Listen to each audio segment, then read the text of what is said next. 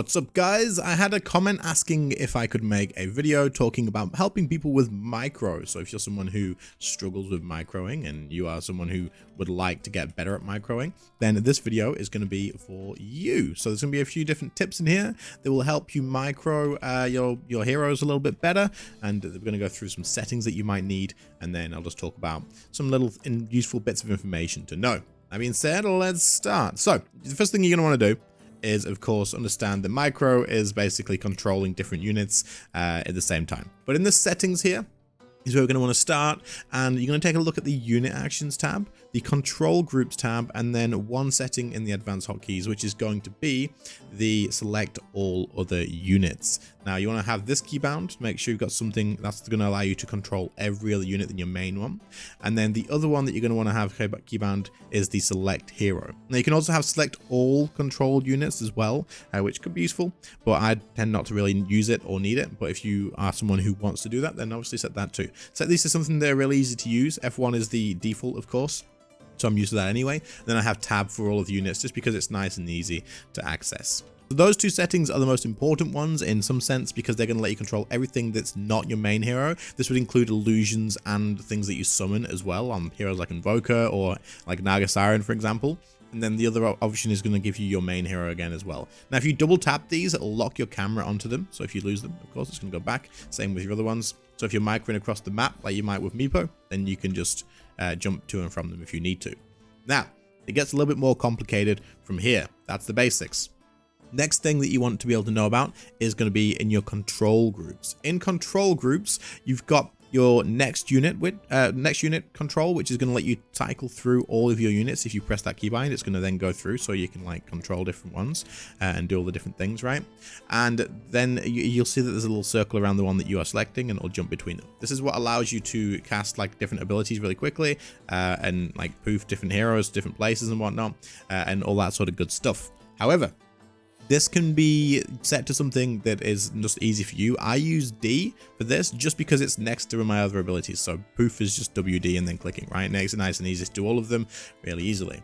But the next thing to know about is if you group them up in something like this, you select more than one thing, the cycle will only go through those things that you have selected. So the units that I have selected is the only ones I'm going to cycle through. So if I use my abilities, I will only control those rather than controlling my main one. This is important because especially with Meepo, for example, if you want to poof towards this one, you don't want to start poofing this Meepo, right? And you want them to move over that way. One of them didn't go through there for some reason, but it is what it is. But yeah, so this is important to know about. Then that way you can press tab to get all your units and then you can cycle through those as you need to. So that's one thing you can do as well. If you have nothing selected or only one unit selected, cycling will move on to the next thing in your whole actual group of units.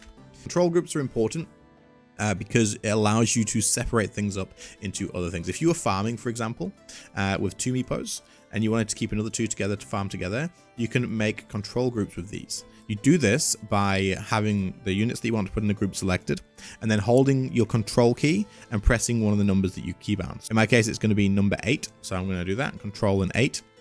And then if I press 8 on my mouse now or on my keyboard, it's going to jump to that. Now, the reason I use 8 is because I have buttons on my mouse. I will put an image of my mouse on the screen. I'll link it in the description as well.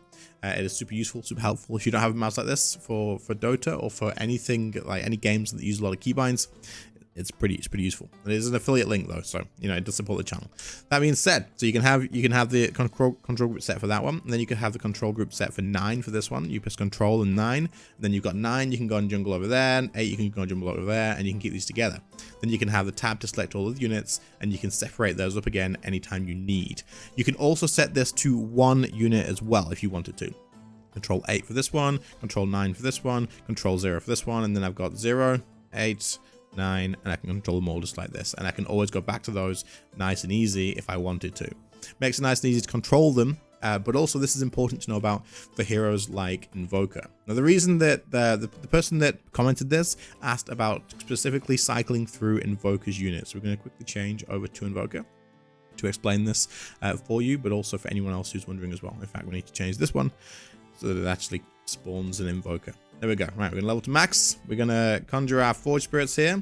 And you'll notice that I can use tab to control all other ones. And then obviously F1 to control the main unit.